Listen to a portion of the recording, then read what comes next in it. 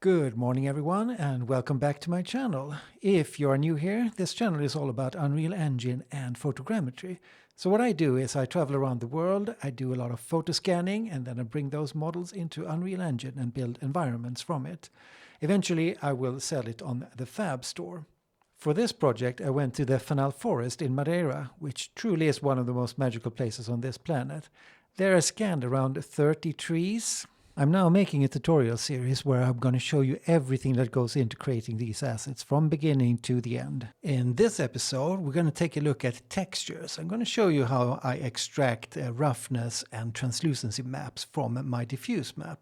It's all pretty much done. We've done all the foliage and the sculpting, and we've done all the texturing now as well. So the only thing to do is to export the diffuse texture. Now I'm going to use the diffuse texture as a basis for some of my other maps, like when I construct the roughness, and also when I construct the subsurface scattering texture.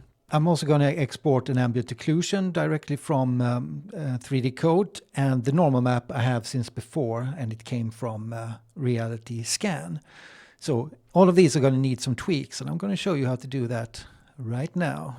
Let's begin with exporting the diffuse texture.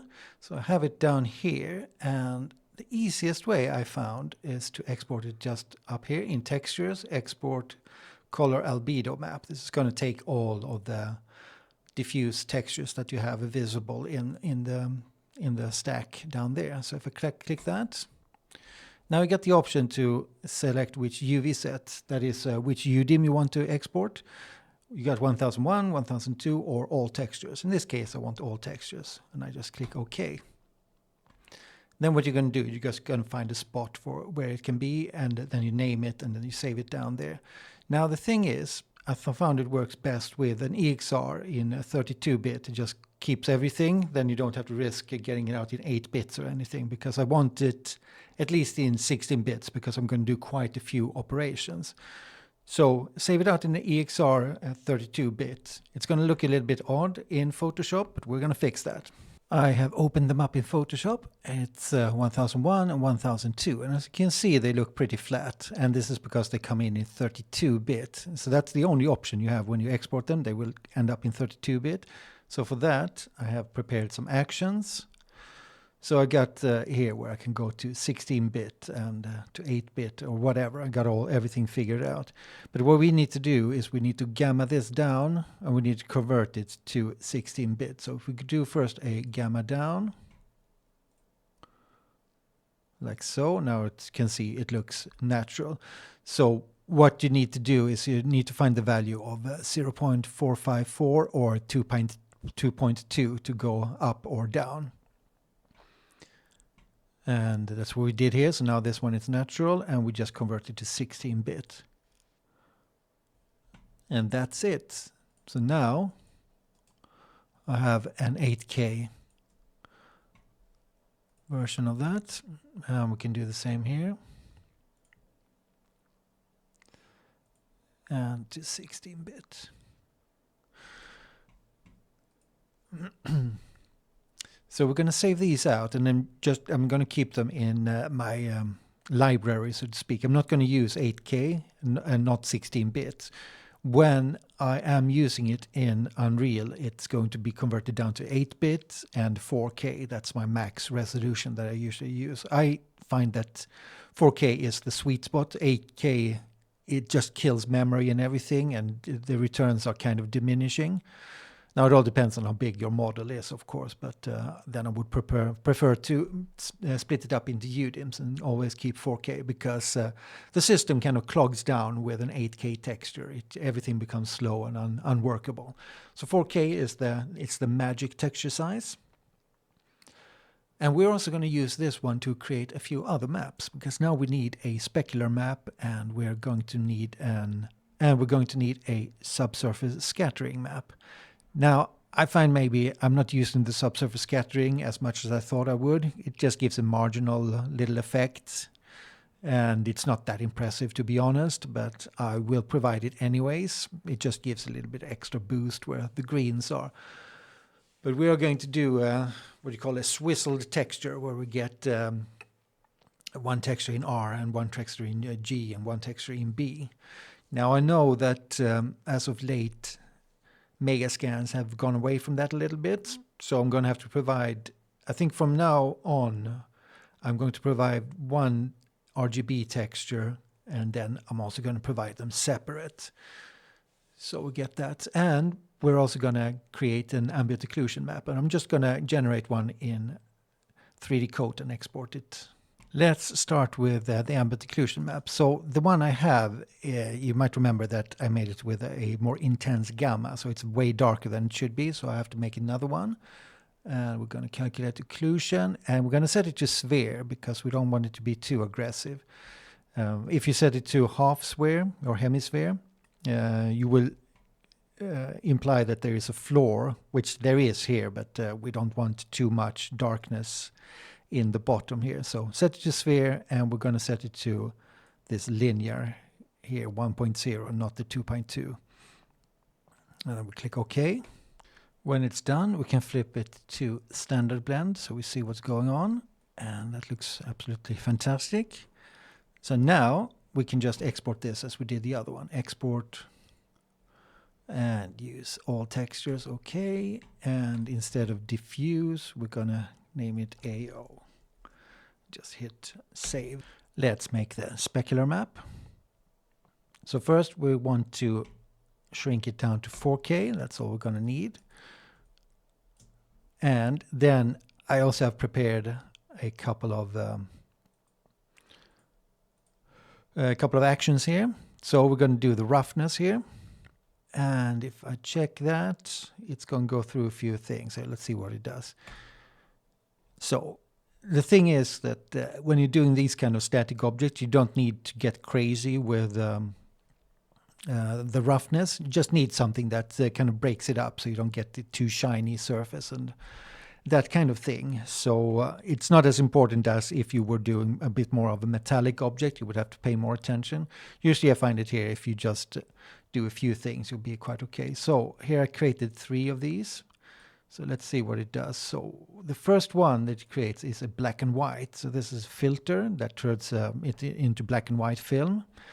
And what it has, it's got a few features here where you can individually tune the greens, for instance. So you can find the value of the greens compared to the yellows and compared to the reds.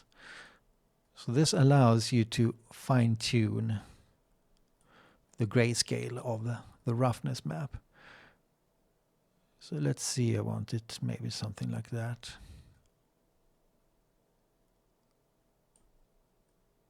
A little bit more, all right. And then I'll do an invert, because we're doing a roughness map, and where white is going to be completely rough and black is super shiny. So with that inverted, you can also do a second tweak here if you feel that maybe you want this to get, because you don't want, in this case now, the grass would be completely shiny. We don't want it too shiny, and it's quite sensitive. This you have to be very close to the value 0 to the value 1. It has to be very close to white in order to not look too shiny. So get levels here as well, and this level will let me cut this down. So we want it something like this, and then what we're looking for is a map that looks something like this. So you're going to get a few shiny parts here, but as you can see, it's not quite white. There is something happening, but it should be very close to white. We're working with the last, like, let's say 20% of the grayscale. That's where the roughness usually lives for most objects, if it's not super shiny. Okay, but that's it. That's how I'm going to do it, and I'll do the same for the other one, and I'll save it as a roughness map. So I convert it down to 8-bit, and then I save it as a PNG in my textures folder here. I got a textures publishing, or I got a publishing folder here where everything is supposed to go in the end. So let's see, name it. So this is my naming convention here. and then just save it one by one. So first this one. So I find that PNG is a very good format that works across a lot of platforms. So convert the second one to 8-bit. Save it. Let's make the translucency map, or the subsurface scattering map. So what I do there is I will go up to select, and I select a color range.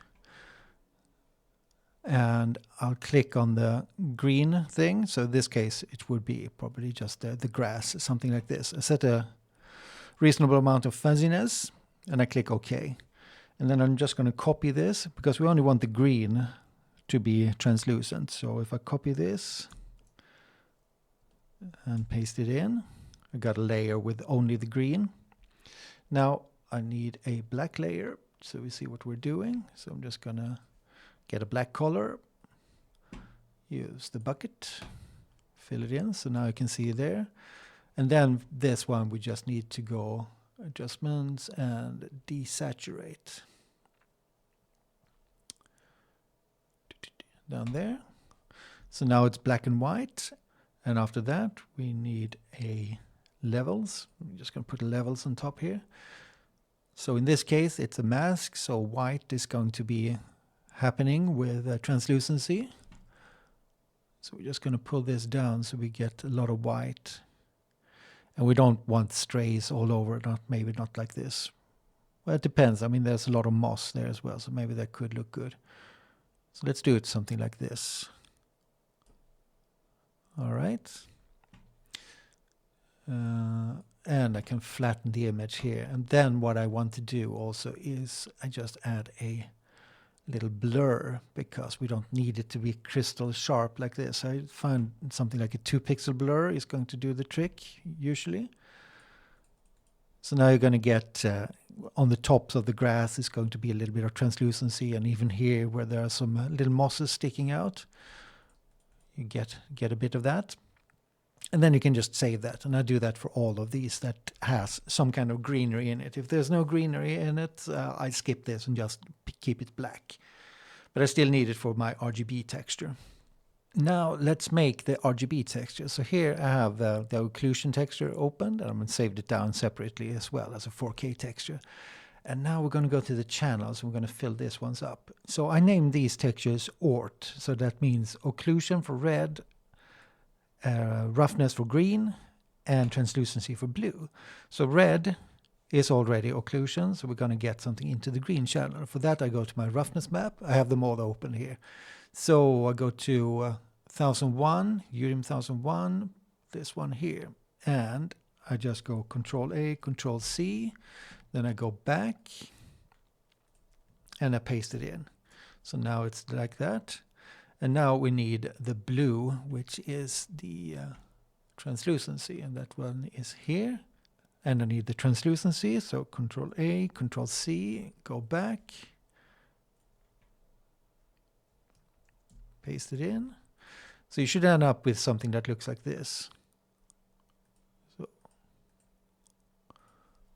with a mix of colors like that. And then I do the same thing for the 1002. But let's save this one here. Let's see what it looks like. It's all flattened out. So Control-Shift-S. And instead of O, we're just going to add an ORT. O-R-T. That's the name of it. And then save. So these will be used in Unreal. I will split these channels up and use it there. It's more efficient to use these grayscale. Finally, let's take a quick look at the normal map. So this is the one I got from Reality Scan, and it's a 16-bit. And we're going to bring it down to 8-bit. I find that in Unreal Engine, 8-bit is still the way to go. First, we're going to bring it down to 4K, and then from 4K to 8-bit. Like so. And just a few words on flipping the channels. So when I created this one, I did click in that it should be with a flipped green channel. So there should be a DirectX version of it. And then we have the OpenGL version where the green channel is flipped in the other direction. So the only way to really know what you did is if you remember what you did, because it's kind of hard to see otherwise. I mean, there is a difference. But the thing is, if you want to flip it in one way or another, you just have to click the green channel and go to Adjustments and Invert. And now it's going to be, now this one is an OpenGL, and if I flip it back, it would be a DirectX. So that's the easy way to handle this. But the best way is to always do the same thing and then save it. And when you save it, you should put it in the name somehow, which DirectX or OpenGL it is. So this is a DX. So if I save it, we'll go to the Publish, Textures, and let's say I take this one. Now the convention here is that you would name it something like Norm DX. There are a couple of other versions that functions as well, but there is a limited amount of stuff that you can type in order to make all the Unreal Engine automatic functions function. This is mostly for the Fab Store. When you publish something in Fab Store, it has to have a correct suffix like that, so it can hook up to the materials when you import it. And then I just do the same for this one. Just bring it down and save it out. And you can see here, I did actually forget about this little corner here when I did the other maps. But here is going to be all the twigs. And I'm not going to use a normal map for this. It's just going to be blank because they're so tiny. And the same is when I do, I have to paint in this corner as well in the other textures that I have. But that would be an easy thing to do. And not something that I'm going to do now. We're going to do it in the next episode, where I'm going to put everything together and we're finally going to get it into Unreal Engine, because now it is finished. And here it is. It's in with all the textures, and I signed the materials, and everything is looking pretty nice, I think. It's all blending together nicely, and the ferns looks good. The leaves are all there. So it's finished. The only thing I need to do now is to actually publish it. So in the next episode, I'm going to show you how I import everything and how I put it all together so it becomes a usable asset in Unreal. And we're also going to publish it to the Fab Store. So you can see here just quickly how I imported this. So I got all of the pieces here, the tree and all the foliage, and then it's combined into a blueprint that we can then drop in, and we can move this around as we please as one big object. And you can also see down here we got the materials, I got the meshes, and I got the textures coming in. So yeah, so join me for the next episode and we'll bring it all into Unreal Engine and talk about that.